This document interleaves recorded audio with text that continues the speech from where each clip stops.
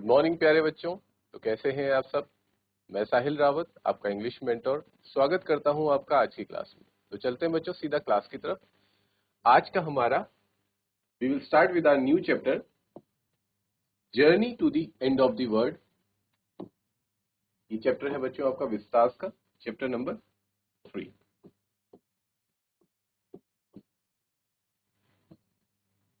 Clear? इसकी author है तिशानी दोषी। ठीक है बच्चों, ये याद रखेंगे आप। ऑथर का नाम आपको बिल्कुल याद रखना है, तिशानी दोषी इसकी ऑथर है। चैप्टर का नेम है हमारा journey to the end of the earth. ठीक है, जर्नी का मतलब क्या होता है बच्चों? जर्नी से आप क्या समझ पाते हैं? जर्नी मीन्स यात्रा। ठीक है, तो इसमें हम जाने वाले हैं एक यात्रा पे। ठीक है, हम एक यात्रा देखेंगे और वो यात्रा कहाँ की है?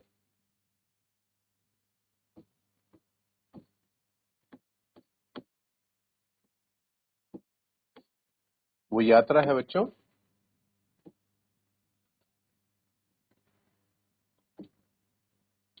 एंड ऑफ द अर्थ, मतलब पृथ्वी का आखिरी छोर। ठीक है बच्चों, पृथ्वी का आखिरी छोर की तरफ हम जाने वाले हैं। किनके साथ? तिशानी दोषी के साथ। क्लियर है? अब आप बताइए बच्चों, आपके अकॉर्डिंग ये अर्थ है। ठीक है, ये अर्थ है, इसका एंड क्या होगा? इसका आखिरी छोर किसे कहा जाता है? थोड़ा बहुत आपने, जहां तक मुझे आइडिया है, ये ज्योग्राफी में भी पढ़ा होगा कि पृथ्वी का आखिरी छोर किसे कहा जाता है। ठीक है, और सबसे पहला छोर किसे कहा जाता है? बताइए। चलो मैं बताता हूं बच्चों। देखिए, ये है हमारा अर्थ। ठीक है, दिस इज आवर अर्थ, जो इसका टॉप मोस्ट एरिया है और ये लोअर मोस्ट एरिया है। और बीच से जाती है बच्चों कौन सी लाइन? इसको दो हिस्सों में विभाजित करती है, डिवाइड करती है। इस लाइन को क्या कहते हैं बच्चों? Equator. Very good, this is called equator. Equator से ऊपर वाला एरिया हो जाता है बच्चों आपका। अच्छा, ये जो चैप्टर मैं थोड़ा सा बता दूं, ये काफी हद तक है आपका साइंस इंग्लिश का चैप्टर, बट इसमें बहुत सी चीजें साइंस से रिलेटेड होंगी। ठीक है, तो आपको बहुत ही ज्यादा मजा आने वाला है, क्योंकि आप देखेंगे कि विज्ञान का चैप्टर कैसे इंग्लिश में, इंग्लिश सब्जेक्ट में आपका आ चुका है। तो इसमें आपको बहुत मजा आने वाला है। इस चैप्टर को ध्यान से पढ़ेंगे बच्चों। ठीक है, तो इक्वेटर बीच की लाइन है। ठीक है, ये हमारे अर्थ को दो हिस्सों में डिवाइड करती है। ऊपर वाला हिस्सा क्या कहलाता है बच्चों? क्या कहते हैं इसे? Yes, this is called northern hemisphere. क्या कहते हैं इसे? Northern hemisphere.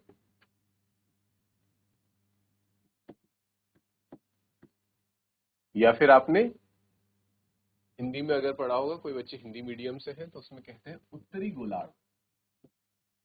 उत्तरी गोलार्ध। क्लियर है? और this is called your southern hemisphere, यानी कि दक्षिणी गोलार्ध।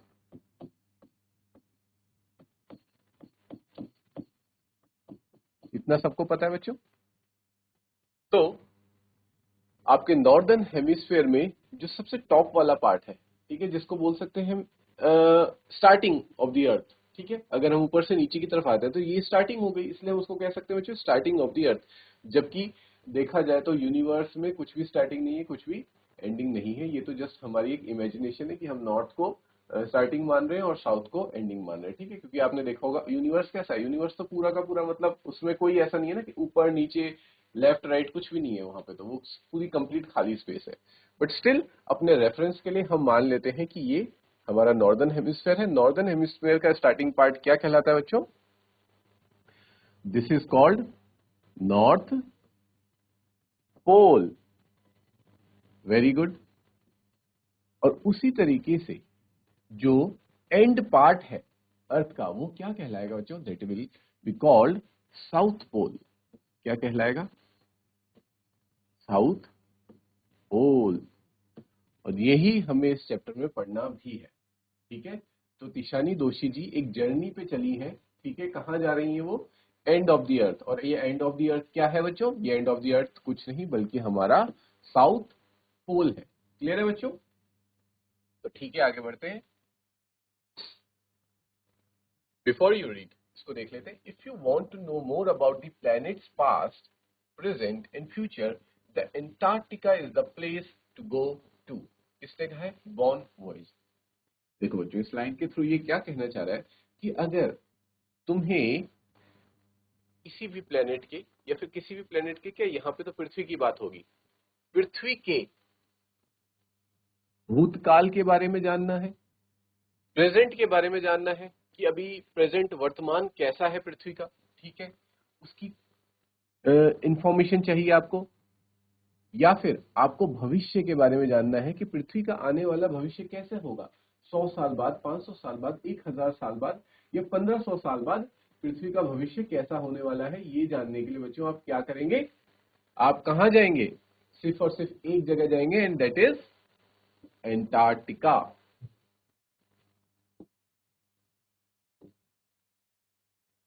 क्लियर है बच्चों?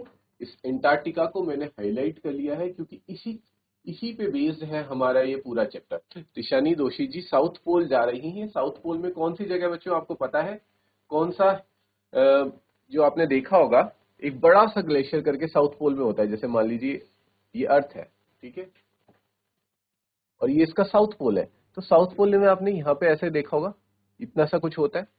इसको हम क्या कहते हैं बच्चों? यही हमारा होता है एंटार्क्टिका। एंटार्क्टिका, और इसी के बारे में हमें पढ़ना है। और ये कह रहे हैं कि एंटार्क्टिका से आपको पृथ्वी के भूत, भविष्य और वर्तमान के बारे में सारी इंफॉर्मेशन मिल सकती है। तो इसी से आइडिया लगाया जा सकता है कि जिसके बारे में हम ये पढ़ने वाले हैं वो आखिरकार हमारे लिए कितना इंपॉर्टेंट है, एंटार्क्टिका का कितना बड़ा महत्व है इस पृथ्वी पर। ठीक है बच्चों, यहां तक सभी को क्लियर है? Is there any doubt? ठीक है बच्चों, आगे बढ़ते हैं इस चैप्टर में। ठीक है, अब यहाँ से स्टार्ट होता है ये चैप्टर। किसके पीओवी से देखेंगे हम? पॉइंट ऑफ व्यू से देखने वाले। कौन है? ईशानी दोशी जी इसकी राइटर है। ठीक है, वो अपनी जर्नी पे जा रही है, तो अब हम उनके अकॉर्डिंग इस चैप्टर को पढ़ने वाले हैं। तो मान लीजिए ये सारी बातें कौन कहने वाली हैं? ये ईशानी दोशी जी कहने वाली है। ठीक है। Early this year I found my self about a Russian research vessel, the academic Skolsky, heading towards the coldest, driest and windiest continent in the world। ठीक है, वो बता रही हैं कि इस साल की शुरुआत में मैंने अपने आप को कहाँ पाया? कहाँ पाया मतलब मैं कहाँ थी? मैं एक रशियन रिसर्च वेसल में थी। अब रशियन रिसर्च वेसल क्या है बच्चों? रिसर्च वेसल क्या है? रिसर्च वेसल वो होते हैं बच्चों, काइंड ऑफ आप कह सकते हैं शिप, ठीक है, जहाज होते हैं। लेकिन ये जहाज आम आदमियों को एक जगह से दूसरी जगह ले जाने के लिए नहीं है। ये है सिर्फ और सिर्फ रिसर्च पर्पज से। रिसर्च पर्पज से आप किसी ऐसी जगह में जा रहे हैं जहां पे कि आम आदमियों का आना वर्जित होता है। ठीक है, वहां कुछ खास लोग ही जा सकते हैं और किसी खास पर्पज से ही जाया जाता है। ठीक है बच्चों, यहाँ पे वो खास जगह क्या है? एंटार्क्टिका है। वहां पे कोई भी नहीं जा सकता ऐसे। ठीक है, या तो उसके लिए गवर्नमेंट से या फिर कहीं से तो परमिट लेना पड़ेगा, और आप ऐसे ही वहां पे सिर्फ एंजॉय करने के लिए या फिर वेकेशंस पे, हॉलीडेज पे नहीं जा सकते, छुट्टियां मनाने नहीं जा सकते। वो छुट्टियां मनाने वाली जगह नहीं है। वो जगह है बहुत ही सेंसिटिव जोन है। वहां ज्यादा आवाजाही नहीं होती। वहां अगर लोग जाते हैं तो सिर्फ और सिर्फ किससे? रिसर्च पर्पज से जाते हैं। और वहां रिसर्च क्या होती है बच्चों? अभी हमने पढ़ा था कि अगर हमें जानना है कि हमारे पृथ्वी का पास्ट कैसा था, प्रेजेंट कैसा है, क्या हमारी पृथ्वी सही डायरेक्शन में चल रही है, कहीं इन्वायरमेंट के साथ, वातावरण के साथ ज्यादा छेड़खानी तो नहीं हो रही, या हमारी पृथ्वी खतरे में तो नहीं है, ये सब जानने के लिए हम कहाँ जाते हैं बच्चों? एंटार्क्टिका। और वहां पे आपको हमेशा सिर्फ और सिर्फ साइंटिस्ट और रिसर्चर्स ही मिलेंगे। तो इससे हमें पता चलता है कि तिशानी दोशी जो है वो एक रिसर्चर है, वो एक साइंटिस्ट है। ठीक है, और वो कहाँ जा रही हैं? वो एंटार्क्टिका जा रही हैं। किसके थ्रू? एक रिसर्च वेसल में जा रही है। लेकिन वो रिसर्च वेसल कहाँ का है? वो है रशिया का। ठीक है, रशिया का, इतना क्लियर रखेंगे। अमेरिका का नहीं है, ठीक है, इंडियन नहीं है। भले ही तिशानी दोशी जो है वो इंडियन है, ठीक है, वो इंडियन ओरिजिन की है, लेकिन वो किसके थ्रू जा रही है वहाँ? क्योंकि because of maybe due to reason of facilities वगैरह कि कहाँ की फैसिलिटीज उतनी बेटर है, तो रशियन रिसर्च वेसल के थ्रू वो वहां पे जा रही है, ठीक है। और उस वेसल का नाम क्या है ये बच्चों आप लोग याद रखेंगे, उस वेसल या फिर उस जहाज का नाम जिसके थ्रू वो जा रहे हैं, द एकेडमिक स्कोलेस्किया, एकेडमिक स्कोलेस्किया, ठीक है। ये रशियन नेम है थोड़ा, ठीक है, इसलिए थोड़ा आपको अजीब सा लग सकता है, लेकिन इसका नाम है द एकेडमिक स्कोलेस्किया। ये कहाँ की ओर बढ़ रहा है, दुनिया का सबसे ठंडा, कोल्डेस्ट, ड्राइएस्ट, ड्राइएस्ट यानी कि बिल्कुल सूखा, बीहड़, और विंडियस्ट जहां सबसे ज्यादा हवा चलती है, कॉन्टिनेंट इन द वर्ल्ड। और ये क्या है, तो आपको पता होना चाहिए कि 7 महाद्वीपों में से एक महाद्वीप ये भी है, एंटार्क्टिका, ठीक है। Continent in the world that is Antarctica. ये एक ग्लेशियर से भरा हुआ क्या है, एक महाद्वीप है। वो अपनी जर्नी के बारे में बताती हैं कि मेरी जर्नी स्टार्ट हुई, began 13.09 degrees north of the equator in Madras, ठीक है। तो इससे पता चल जाता है कि वो कहाँ की है, इंडिया में मैड्रास की है। मैड्रास कौन सा वाला एरिया हो गया बच्चों आपका, मैड्रास, मैड्रास हो गया तमिलनाडु वाला एरिया, ठीक है। अब वो अपना थोड़ा, क्योंकि देखो साइंटिस्ट है तो वो अपनी लोकेशन किस हिसाब से बता रही है, इक्वेटर के हिसाब से बता रही है कि अगर मान लो बच्चों ये इंडिया है ऐसे करके कुछ, ठीक है। तो मैड्रास यहाँ कहीं है, इक्वेटर जहां से जाता है उसके, इक्वेटर मान लीजिए यहाँ से कहीं से जा रहा है, ऐसे इक्वेटर जा रही है अगर, ठीक है, या फिर सॉरी इंडिया से तो नहीं जाती, नीचे से जा रही है, तो उससे नॉर्थ में है, कितना नॉर्थ में है, उत्तर में है कितना, 13.09 डिग्रीज। क्योंकि आपने देखा होगा बच्चों, आपने अगर भूगोल पढ़ी है, ज्योग्राफी पढ़ी है, तो जितनी भी लाइन ऑफ मेरिडियंस है, प्राइम मेरिडियन हो गई हमारी, या फिर लॉन्गिट्यूड्स एंड लेटीट्यूड्स है, उनको हम हमेशा किस में मेजर करते हैं कि कितना डिस्टेंस है, किलोमीटर्स में नहीं होती वो, किस में होती है, वो डिग्रीज में होती है, ठीक है। तो ये भी बता रहा है कि इक्वेटर से मद्रास की स्थिति कहाँ पे है, 13.0 डिग्री 09 डिग्री, कहाँ, नॉर्थ में, ऊपर की तरफ है मद्रास, ठीक है, किससे, इक्वेटर से। यहां तक क्लियर है बच्चों, वहां से उनकी जर्नी स्टार्ट हुई है, एंड इन्वॉल्व क्रॉसिंग लाइंस, और बहुत से क्रॉसिंग, उन्होंने क्या क्या क्रॉस करे, 9 टाइम जोन्स क्रॉस किए हैं। टाइम जोन्स क्रॉस करना बच्चों, टाइम जोन्स चेंज होते रहते हैं जैसे जैसे हम आगे बढ़ते हैं अर्थ में, ठीक है।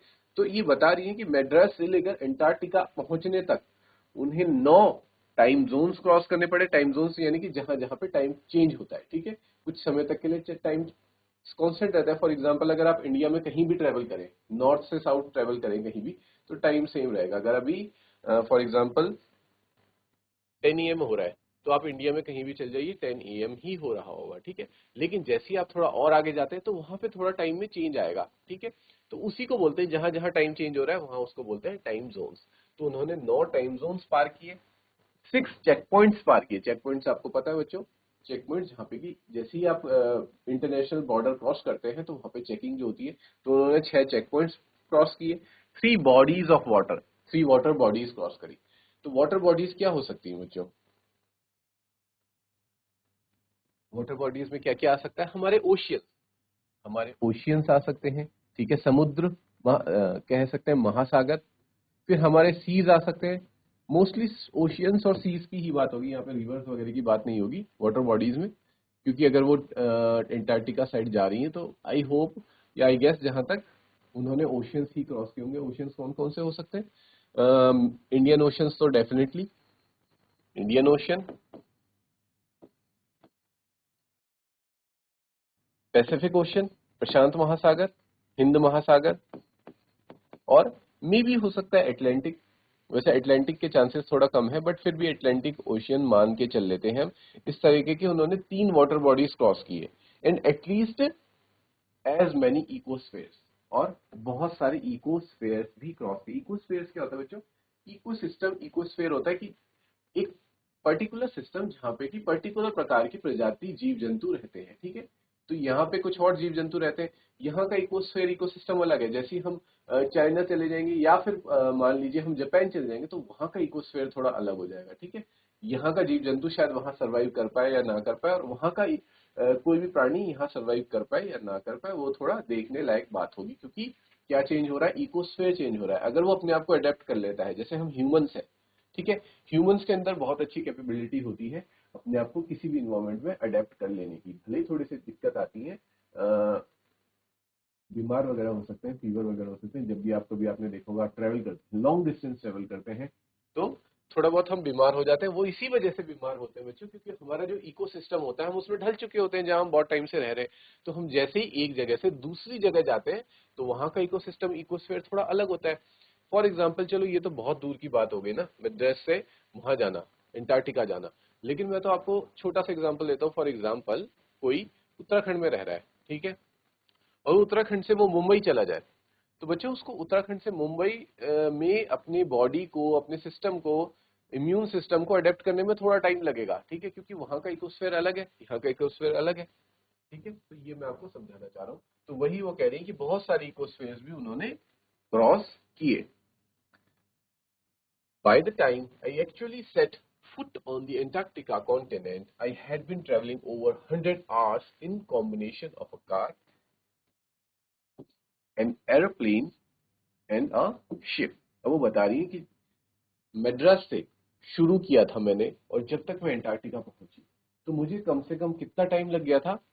कम से कम 100 घंटे, ठीक है बच्चों, कम से कम 100 घंटे लगे हैं उन्हें वहां पहुंचने में। और उस 100 घंटे में ऐसा नहीं कि वो सिर्फ समुद्र में ट्रेवल कर रही है, नहीं, उन्होंने कहीं पे कार भी ली, ठीक है, हो सकता है कार एयरपोर्ट पे पहुंचने के लिए ली हो, फिर एयरपोर्ट से उन्होंने एरोप्लेन करा हो, फिर एरोप्लेन से वो कोस्टल एरिया में पहुंची हो, जहां से कि फिर आगे एरोप्लेन नहीं जा रहा, वहां से फिर क्या जा रहा है? शिप जा रहा है, ठीक है बच्चों, क्योंकि अंटार्कटिका में तो वैसे भी बच्चों एरोप्लेन को एयरपोर्ट तो है नहीं कि एरोप्लेन लैंड होगा, वरना अगर वहां पे एयरपोर्ट होता तब तो फिर डायरेक्ट एयरप्लेन से जाते और एयरप्लेन लैंड करवाते, पर वहां क्योंकि एयरपोर्ट एयरपोर्ट नहीं है, और वहां एयरपोर्ट बनाने का मतलब भी नहीं है बच्चों, क्योंकि अगर वहां एयरपोर्ट बन गया फिर तो वो टूरिस्ट डेस्टिनेशन बन जाएगा, और अगर वो टूरिस्ट डेस्टिनेशन बन गया तो फिर तो क्या होगा बच्चों, आपको पता ही है किसी भी टूरिस्ट डेस्टिनेशन का क्या हाल होता है, कितनी गंदगी वहां फैलाई जाती है। और अंटार्कटिका ऐसी जगह है जिसपे हमारे पूरे पृथ्वी का भविष्य निर्भर करता है, ठीक है, वो इतनी सेंसिटिव जगह है। अगर वहां पे कुछ भी छेड़खानी हुई, यानी कि पूरी पृथ्वी के साथ छेड़खानी और बहुत बड़ा संकट आ सकता है, इसलिए वहां पे ऐसी कोई भी चीज नहीं बनाई गई है, ना एयरपोर्ट, ना टूरिज्म वगैरह, कुछ भी वहां प्रमोट नहीं किया जाता। वहां अगर जाना है तो सिर्फ और सिर्फ शिप से, और शिप भी कौन सी होगी? रिसर्च वेसल, किसी भी रिसर्च वेसल से ही वहां जा सकते हैं, ठीक है। तो यहां तक क्लियर है बच्चों आप लोगों को? Is there any doubt?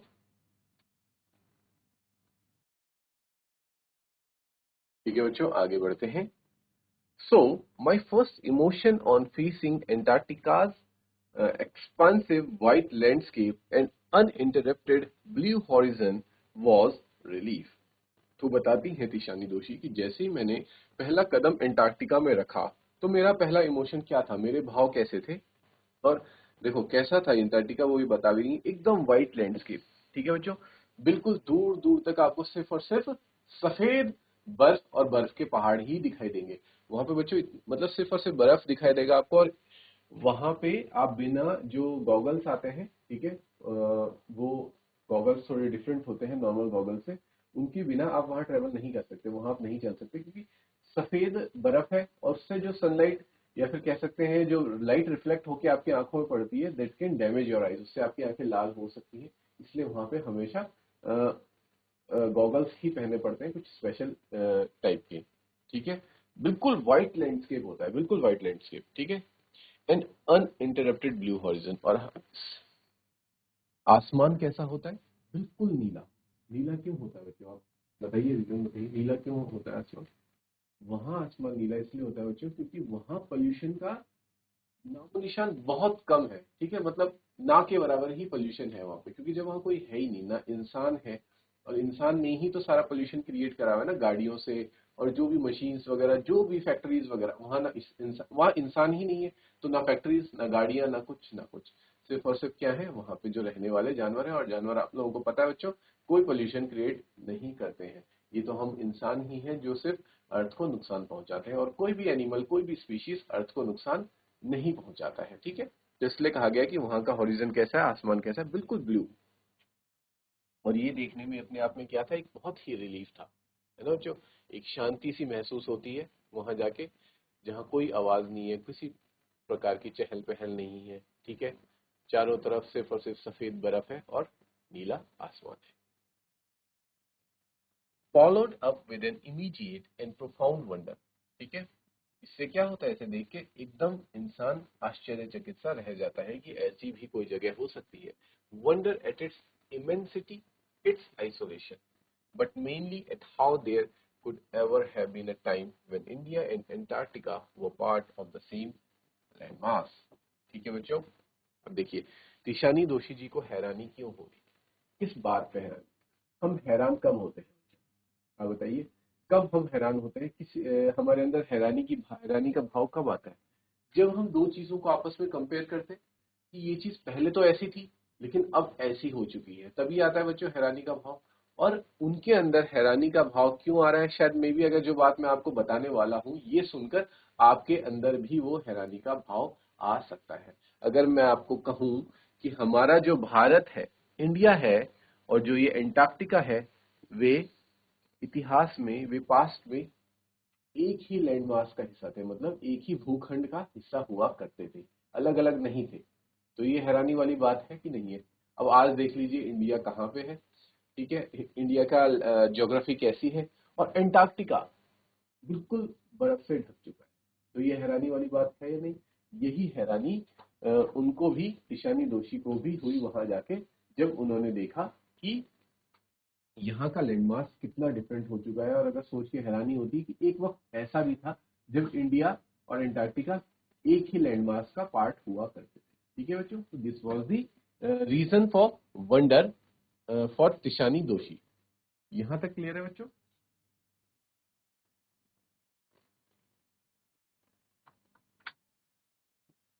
Clear है बच्चों, आगे बढ़े। तो अब हम जानेंगे, देखिए लास्ट में हमने क्या पढ़ा कि इंडिया और एंटार्क्टिका का जो इतिहास है वो आपस में जुड़ा हुआ है।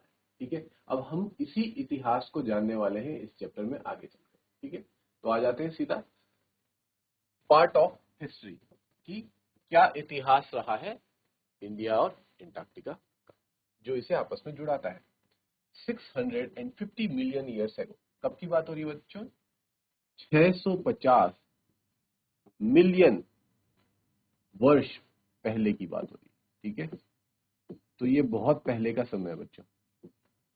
इस वक्त मेरे ख्याल से इंसान तो बहुत दूर की बात है, इंसान तो पृथ्वी पे थे ही नहीं, बल्कि डायनासोर्स भी कितने साल पहले थे?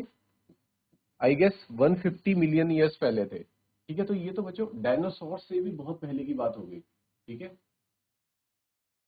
150 मिलियन ईयर्स पहले तो डायनासोर्स रहते थे पृथ्वी पर, और फिर किसी रीजन से डायनासोर्स पृथ्वी से विलुप्त हुए और उनके बहुत समय बाद क्या आए, कह सकते हैं हम ह्यूमंस। ठीक है, मानव इसकी उत्पत्ति हुई पृथ्वी के ऊपर। ठीक है बच्चों, तो नेक्स्ट क्लास में हम जो हिस्ट्री वाला पार्ट है कि कैसे डायनासोर से पहले एक समय ऐसा था जब भारत और एंटार्क्टिका एक ही भूखंड का हिस्सा हुआ करते थे, एक ही लैंडमास का हिस्सा थे, वो हम पढ़ेंगे। टिल देन बच्चों आप रिवाइज करेंगे जितना भी आज की क्लास में पढ़ा है। टेक केयर बच्चों, हैव अ गुड डे।